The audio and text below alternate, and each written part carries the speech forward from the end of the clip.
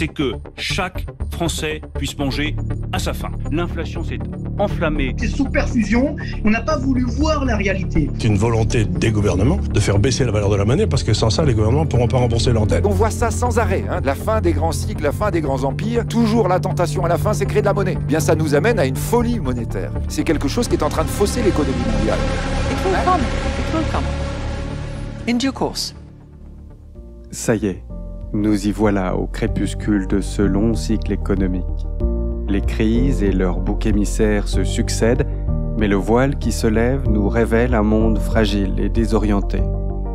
Impassible, Bitcoin poursuit sa fulgurante ascension, reprend son souffle, repart de plus belle, imposant jour après jour le langage d'une ère nouvelle.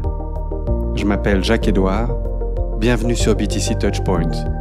Chaque semaine, au travers de lectures et de conversations, je vous mets le pied à l'étrier. Je partage avec vous les savoirs fondamentaux pour comprendre Bitcoin. Salut, ça y est, on a un pied dans le printemps ici dans l'hémisphère nord. Ça commence à bien bourgeonner dehors, on a beaucoup plus de lumière, ça revit. Malgré une actualité toujours hyper préoccupante et de grosses difficultés à se projeter de façon optimiste sur le moyen terme, moi je te dis, we must believe in spring, il faut croire au printemps. D'ailleurs, le cours du Bitcoin nous rappelle avec vigueur tout ce dont il est capable. À sa manière, c'est-à-dire un peu outrageusement, il conforte son statut de valeur refuge à l'heure où précisément le système financier vacille de nouveau et où la tectonique des plaques géopolitiques confirme l'émergence d'un nouvel ordre. Faut croire au printemps aussi parce qu'il y a cette dimension sociale du Bitcoin qui se renforce jour après jour. J'en veux pour preuve cet indicateur fiable que sont les meet-up, ces réunions informelles entre Bitcoiners, des initiatives spontanées, ouvertes à tous, dont le nombre et la fréquentation ne cessent d'augmenter. L'initiative ambassadeur de Découvre Bitcoin est à peine initiée et on devine déjà son potentiel énorme. Comme à l'accoutumée, les bear markets font leur effet. L'explosion récente des banques crypto, impactant démesurément le casino des altcoins, a rappelé à tous ses participants la singularité absolue de Bitcoin. Et par conséquent, ils sont nombreux, ces crypto-aficionados qui, plumés, rectes, désenchantés, s'interrogent à nouveau sur la prétendue toxicité de la communauté Bitcoin, laquelle, somme toute, paraît bien résiliente, pas si déconnante. La toxicité des Bitcoiners, c'est notre sujet du jour, leur intégrité aussi d'ailleurs. Parce que, aussi curieux que ça puisse paraître, les deux sont liés. Ouais, ça dépend du point de vue, comme souvent. Chez les humains, en matière de discernement et dans nos jugements, on se plante encore assez facilement. Je dis pas qu'on en est resté à l'âge de pierre, mais on conserve des mécanismes bien primitifs, bien puissants, destinés à préserver notre ego, petit, moyen ou grand, de toute remise en question. Ouais, on se loupe souvent, les apparences sont trompeuses. Looks is deceiving, c'est le titre de ce tube d'anthologie des Gladiators qu'on écoute. Il coche un max de cases pour cet épisode. Déjà, il nous apporte de belles vibes printanières, et puis il y a ces mises en garde de Rasta maximaliste. Et enfin, ils ont cette humilité de souligner notre faillibilité. Il y a de l'intégrité, à la fois conscient de ses vulnérabilités et engagé à agir pleinement en accord avec ses convictions. Aujourd'hui, on est en compagnie de Thomas Trollheit. Je voulais parcourir certains de ses textes plus récents qu'il a réunis dans un petit recueil intitulé « Qui sont les Bitcoiners ?» Je voulais prendre le temps avec toi d'explorer cette dimension sociale et culturelle du Bitcoin. Et donc Thomas Trollheit, tu le connais sans doute si tu as écouté les épisodes 5 à 8 du podcast, un peu à la manière des Gladiators qui scandent leur vérité à coups de proverbes et de paraboles Rasta. Lui, Thomas, il raconte des histoires. Il a ce talent de conteur et cette capacité à élaborer des analogies qui font bouche. Je t'en dis pas plus, on y va. Les Bitcoiners ne sont pas toxiques, ils sont intègres. Un article de Thomas Trollheit, publié sur Medium le 18 mai 2021. L'article commence par un court préambule. On a cette illustration d'une sculpture, le buste d'Épictète, ce philosophe de l'école stoïcienne, assorti de la citation suivante. « Si tu es tenté de rechercher une source d'approbation extérieure, prends conscience que tu as compromis ton intégrité. Si tu as besoin d'un témoin, sois ton propre témoin. » Puis on a cette phrase qui accompagne l'illustration. La différence entre toxicité et intégrité est dans l'œil de celui qui regarde. Et le choix de l'étiquette en dit beaucoup plus long sur celui qui regarde que sur les personnes sur lesquelles il appose cette étiquette. Enfin, cet avant-propos se conclut sur cette petite note de Thomas Trollight. Ma lecture de cet article et ma discussion à son sujet dans l'émission Smart People Shit peuvent être visionnées ici ou écoutées ici. On a donc 2 liens qui nous mènent directement au contenu, à ces contenus en langue anglaise.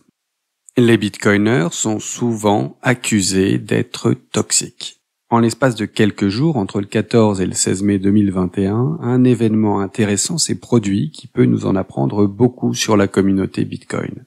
Les bitcoiners se sont massivement retournés contre Elon Musk, ce héros populaire, l'encourageant à quitter Bitcoin et à revendre ses milliards de dollars de Bitcoin, y compris ceux détenus par Tesla. Les médias se sont alors empressés de qualifier cet événement de nouvelle manifestation de la toxicité des Bitcoiners.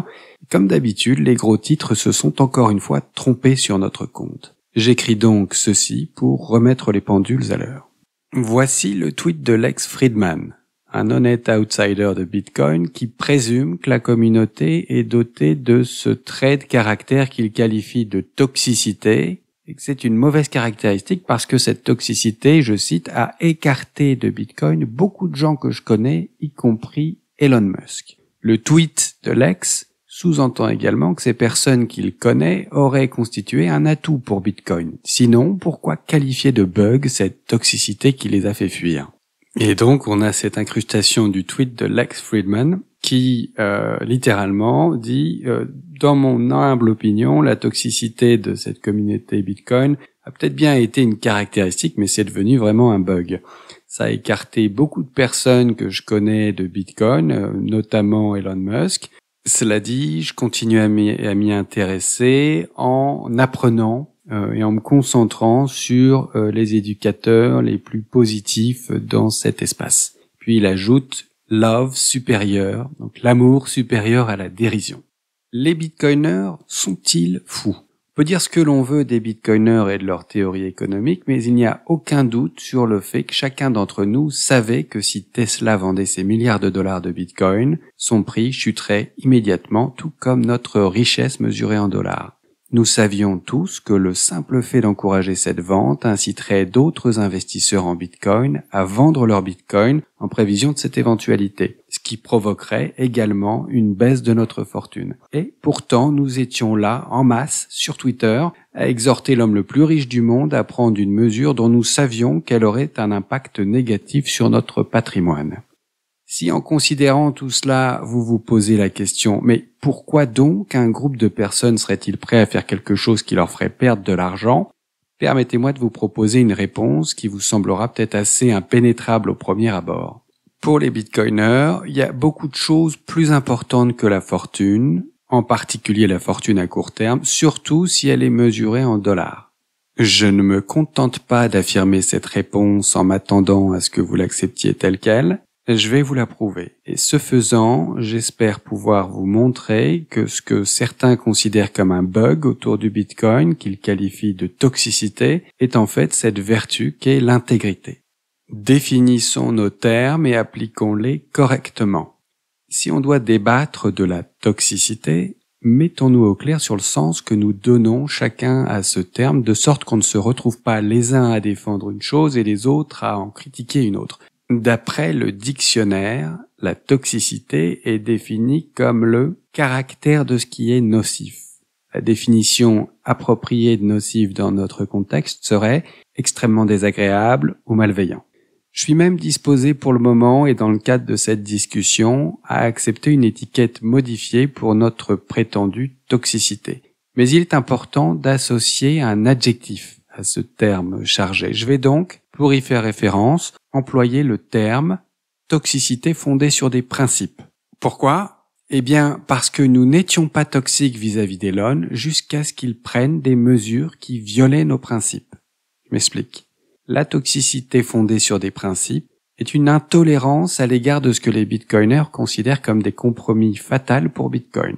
Parmi les exemples de ce que nous considérons comme des compromis fatals, on va trouver des idées comme « abandonnons un peu de décentralisation pour que le prix augmente » ou « renonçons à une ingénierie saine pour augmenter notre base d'utilisateurs » ou encore « renonçons à une sécurité du Bitcoin basée sur l'utilisation de l'énergie afin de gagner en popularité auprès de ceux qui se méprennent à son sujet, estimant à tort que l'utilisation de l'énergie nuit à l'environnement. » En fait, tous ces sujets et bien d'autres encore renvoient à une considération générale plus vaste. Nous ne sommes pas disposés, quelles qu'en soient les circonstances, à compromettre l'intégrité de Bitcoin. Brève analogie avec les ponts. Éloignons-nous un instant de Bitcoin et imaginons plutôt un pont. Tu n'es pas forcément un super connaisseur en matière de ponts, mais tu sais qu'ils peuvent s'effondrer lorsqu'ils sont mal construits ou mal entretenus, et c'est ce qu'il nous faut retenir pour cette comparaison. Imagine que tu es responsable d'un pont sur lequel les gens dont tu fais partie comptent pour se rendre d'un point à un autre. Imagine que ce pont doit fonctionner sans subvention publique en facturant à ses utilisateurs un prix qu'ils acceptent volontairement de payer. Quelles seraient les conséquences d'un manquement à l'obligation de préserver au maximum l'intégrité du pont ? Serais-tu disposé à vendre des éléments essentiels du pont et à les remplacer par des éléments de qualité inférieure afin de réaliser un profit à court terme? Serais-tu prêt à fabriquer des parties du pont à partir de composants fragiles parce que ces composants sont populaires auprès des personnes qui n'y connaissent rien en matière de pont? Adopterais-tu des pratiques d'ingénierie non éprouvées, voire falsifiées, parce que des influenceurs les ont défendues et ont menacé de boycotter ton pont si tu n'appliques pas ces mauvaises pratiques? Si tu as répondu oui à l'une de ces questions, tes décisions finiront par provoquer l'effondrement du pont, occasionnant avec lui la mort ou les blessures de malheureux usagers le traversant à cet instant. Si tu as répondu non à toutes ces questions, félicitations. Toi et ton pont, vous conserverez votre intégrité. Maintenant, supposons que ces décisions visant à préserver la sécurité et la solidité de ton pont ont conduit les gens à te traiter de toxique. Supposons que ces décisions ont fait fuir tous ceux qui clamaient qu'il fallait construire le pont avec des matériaux fragiles parce que leur production utiliserait moins d'énergie que pour celle de matériaux durables et robustes. Supposons que de nombreux concurrents aient créé de nombreux ponts fragiles et étaient désignés comme inutilement intolérants. Pendant tout ce temps, ton pont supportait des charges utiles et un trafic important et toi, tu t'appliquais à étendre son champ d'action en toute sécurité, tandis que tous ces autres ponts, guère sollicités, faisaient l'objet d'intenses spéculations alors que leurs promoteurs en vendaient des actions. Si tu es quelque peu intègre, à un moment donné, ne serais-tu pas tenté de dire « allez voir ailleurs » à ceux qui te poussent à faire de ton pont un danger public? Mais que se passerait-il si ces personnes s'exclamaient alors « Ah ah, je savais bien que vous étiez toxique. Vous venez de me faire fuir. Je vais mettre mon argent dans Dodge Bridge, ce pont qui n'est qu'un véritable canular dont les concepteurs ont simplement photocopié les plans d'un pont bancal, y effaçant au hasard certains éléments pour y inscrire des blagues à la place. Que se passerait-il ? Et s'il s'avérait en outre qu'après s'être rapproché de toi en prétendant soutenir ton pont, le principal investisseur de Dodge Bridge, par ailleurs l'homme le plus riche du monde aux dizaines de millions de followers, avait menti sur Twitter quant à l'intégrité de ton pont, menacé d'en vendre toutes ses actions et suggéré qu'il pourrait tout miser sur Dodge Bridge, pourrais-tu, à la lumière de tout cela, lui dire d'aller se faire foutre ? Ce scénario est précisément ce qui s'est déroulé avec Bitcoin, le système intègre, ses concurrents bon marché et défectueux, parmi lesquels le Dogecoin chéri d'Elon Musk et Elon Musk en personne. Des ponts au Bitcoin. Tout comme un pont, Bitcoin est un produit d'ingénierie. Il est conçu pour être une monnaie sûre et solide. Le scénario du pont décrit ci-dessus correspond exactement à celui auquel Bitcoin et sa communauté sont confrontés chaque jour.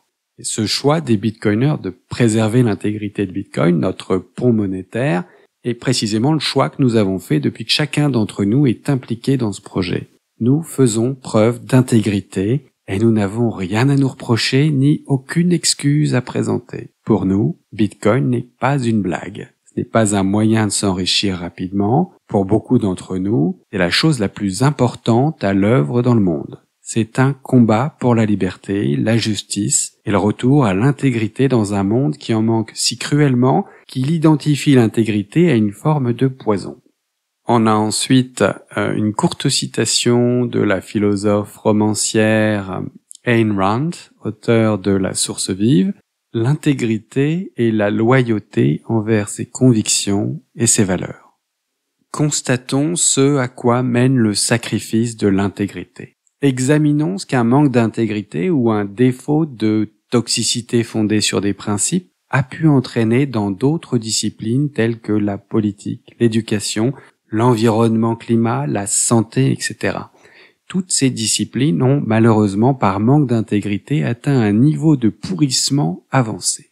Nous avons des hommes politiques prêts à mentir pour gagner une popularité basée sur le mensonge, une éducation qui endoctrine nos enfants avec des contre-vérités politiquement chargées et qui ne leur enseigne pas à penser par eux-mêmes, des préoccupations climatiques exagérées, terrifiant adultes comme enfants au lieu de leur proposer des solutions rationnelles et scientifiques, et une exagération d'une ampleur historique sans précédent dans la surréaction à la pandémie mondiale du Covid-19. Chacun de ces compromis non fondés a conduit à l'effondrement final et parfois rapide de l'intégrité du système. Si ces autres disciplines avaient pu repousser avec toxicité ces charlatans qui les ont infiltrés, au lieu de se compromettre avec eux, elles représenteraient aujourd'hui bien autre chose que ces démonstrations du degré de stupidité et de décrochement de la réalité auxquels peuvent aboutir tous les domaines pervertis par de fausses théories. Ces systèmes ne souffrent-ils pas en réalité de quelque chose qui mériterait en fin de compte beaucoup mieux l'étiquette toxique d'extrêmement désagréable et malveillant? Un retour aux bitcoiners. Les bitcoiners toxiques sur la base de principes ont-ils le monopole de la vérité? Non, absolument pas. Nous avons une théorie en cours d'élaboration en laquelle nous avons pleinement confiance car nous avons vu de nombreuses preuves qui la soutiennent et rien qui ne la contredise. Nous disposons en fait de plusieurs théories. Des théories sur ce qu'il faut pour défendre Bitcoin, des théories sur ce que Bitcoin signifie du point de vue des droits de l'homme et des libertés, des théories sur les principes sur lesquels nous ne ferons aucune concession et nous ne bougerons pas d'un pouce. En fait, Bitcoin est si difficile à changer qu'il nous permet de préserver les principes au cœur de cette théorie. Vous avez plutôt intérêt à croire que nous adopterons une position de principe et sans compromis sur Bitcoin, la colline sur laquelle nous périrons pour préserver nos principes. Telle est notre réaction face à la menace d'Elon Musk, indiquant vouloir se délester de tous ces bitcoins pour se lancer à fond dans le stupide projet crypto Dogecoin. Et alors là, on a toute une série de captures d'écran qui nous présentent une petite trentaine de tweets, à commencer par celui de Jack Mallers, qui écrit « Désolé, il fallait que quelqu'un le dise, j'en ai rien à foutre que tu sois riche ou célèbre, je n'ai pas peur de toi, t'es un trou du cul égoïste, laisse Bitcoin en dehors de ton sentiment d'insécurité, l'humanité ne gagne rien avec ton ego, l'humanité gagne tout avec Bitcoin, je périrai sur cette colline. » Et là, en réponse à ce tweet assez musclé, incendiaire de Jack Mallers à destination d'Elon Musk, on a toute une volée de réponses, de soutien d'une armée de bitcoiners prêts à se sacrifier pour la cause et qui vont reprendre cette expression « I will die on this hill », je périrai sur cette colline. Attention, contenu toxique à suivre. Vous voulez des concessions faisant fi des principes? Vous en trouverez beaucoup en dehors de Bitcoin. Unissez-vous à ceux qui veulent cesser de produire de l'énergie à partir du feu et qui s'opposent à diviser l'atome. Mangez et buvez cette boue transformée, marketée par les plus grandes entreprises alimentaires, entre guillemets, de la planète. Votez pour choisir, entre guillemets, entre Biden et Trump. Regarder impuissants les élites faisant l'étalage de toutes leurs vertus et proclamant la fin des privilèges en imprimant ex nihilo des dizaines de milliers de milliards de dollars pour s'en accaparer l'essentiel. C'est ce que l'on nous sert dans ces systèmes compromis et prétendument non toxiques. Posez-vous donc la question suivante. Lequel de ces systèmes est réellement toxique ? Lequel d'entre eux est empoisonné à tel point qu'il ne peut plus remplir la fonction qu'il prétend assurer? Les bitcoiners intransigeants qui défendent l'intégrité. En toute chose, Bitcoin continue à faire ce qu'il avait annoncé dans le livre blanc publié en 2008 parce que les bitcoiners refusent de céder le moindre pouce de territoire. Le gouvernement américain respecte-t-il toujours les droits enracinés dans le Bill of Rights? Ou mène-t-il une bataille quotidienne contre les individus soucieux de préserver leur liberté? Le système de santé donne-t-il la priorité aux soins et à la santé des patients? Ou s'emploie-t-il avant tout à faire pression pour gagner l'approbation du gouvernement, entre parenthèses FDA, Food and Drug Administration, et à écarter la concurrence à force de lobbying? Je ne vais pas multiplier les exemples car mon propos ici n'est pas d'attaquer d'autres industries, simplement de défendre les bitcoiners. Alors, à tous ceux qui veulent que nous fassions des concessions, nous répondons, tant pis, allez voir ailleurs. Il y a beaucoup de communautés prêtes à faire des compromis, mais pas celle-ci. Si tu estimes que notre approche repousse toutes ces personnes sans principe en recherche de compromis que t'aimerais que notre communauté accueille, c'est pas ton jour de chance. Va donc gérer une autre crypto-monnaie. Entre parenthèses, et bien sûr, par gérer, je veux pas dire la faire fonctionner de manière décentralisée parce que chacune d'entre elles, à l'exception du Bitcoin, a été compromise au point qu'il est désormais impossible de le faire. Si, en revanche, tu prends conscience que l'intégrité est un compromis entre principe et popularité, alors considère Bitcoin avec attention.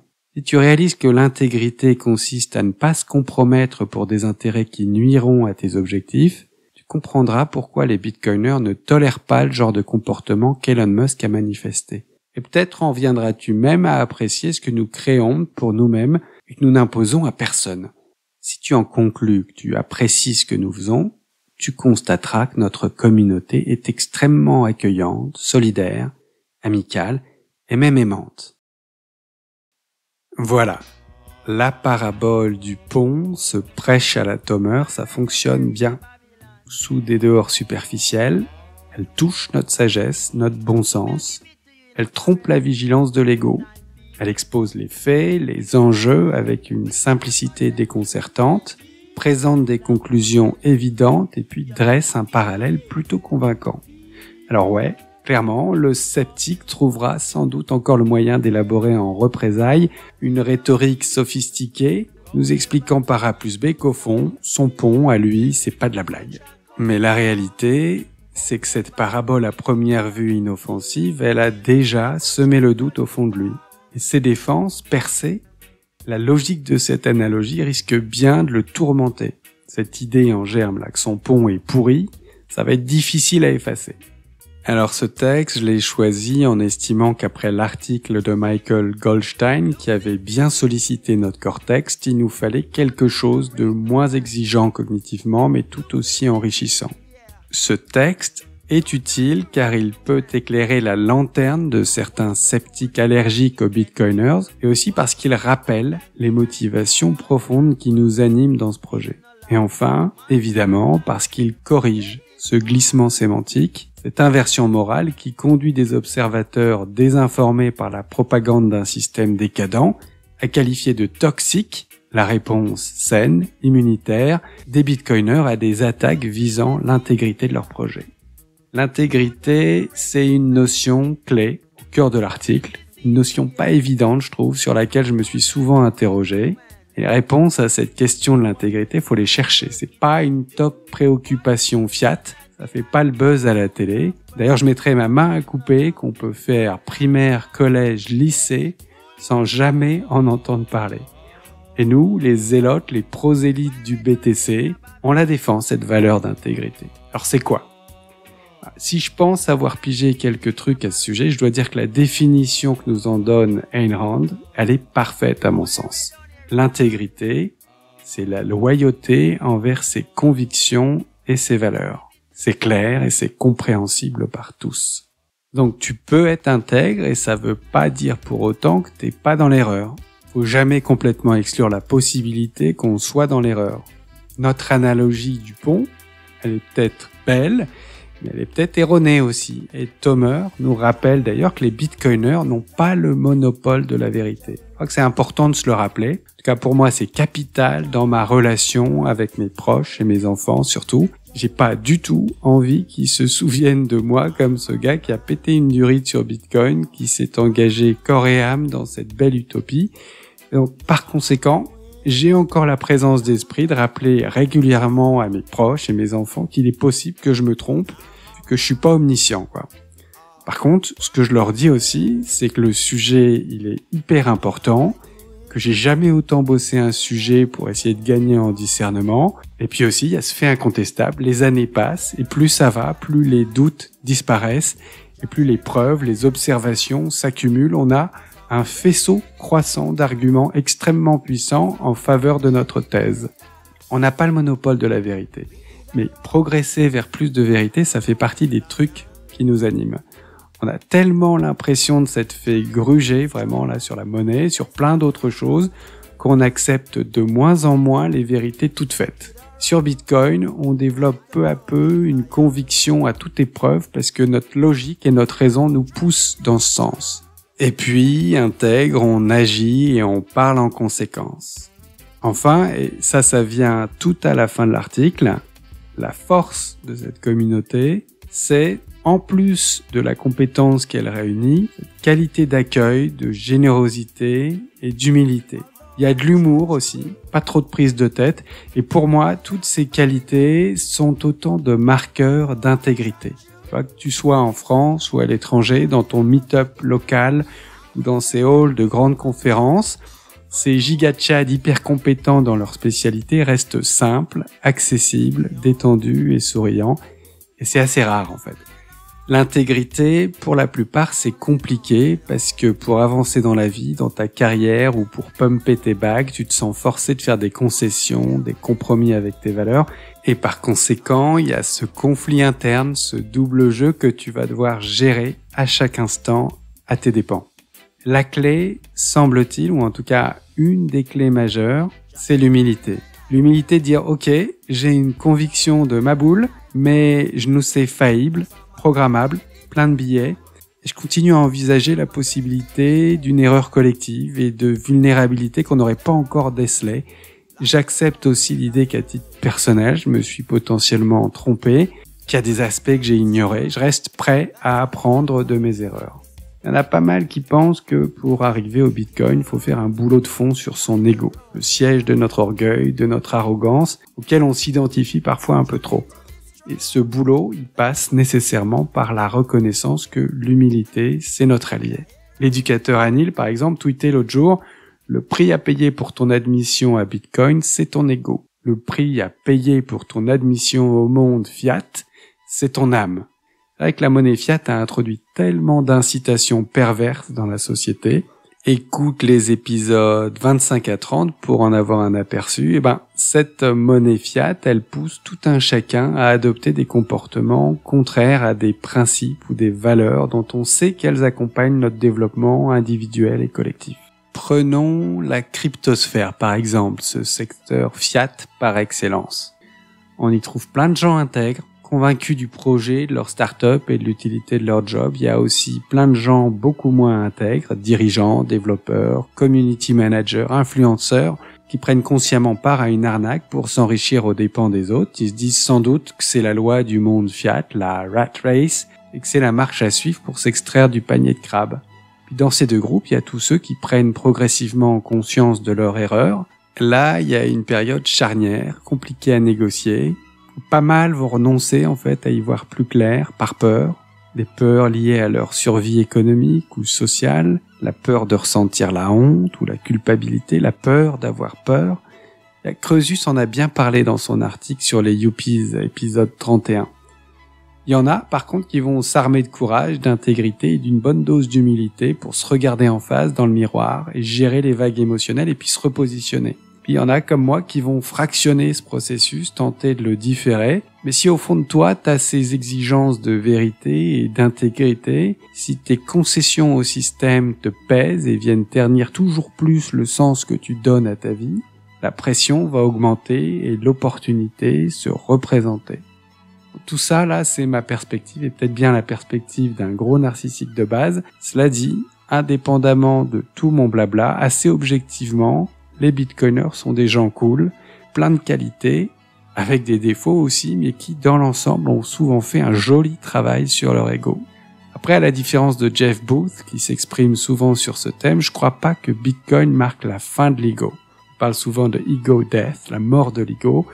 Je crois que le machin est assez coriace, plutôt bien niché dans notre cerveau reptilien. Et donc, au mieux, je pense que cette aventure BTC nous place sur un sentier parmi tant d'autres où l'on va pouvoir domestiquer un peu plus l'animal.